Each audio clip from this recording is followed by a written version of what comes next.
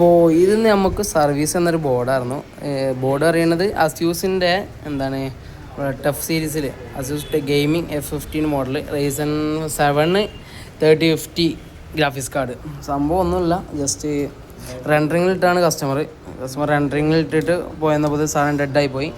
First of all 90 volt 20 വോൾട്ടിൻ്റെ രണ്ട് ഇത് ഷോർട്ടായിട്ടുണ്ട്. Then layer ബൾജായി കാണുന്നുണ്ടാവും, ലെയർ പൊന്തിയിട്ടുള്ളത് ലെയർ ബൾജായിട്ടുണ്ട്. അതേപോലെ തന്നെ സൂപ്പറായിട്ട് നല്ല പ്രോസസ്സർ ചിപ്സെറ്റ് അടിച്ചും പോയി.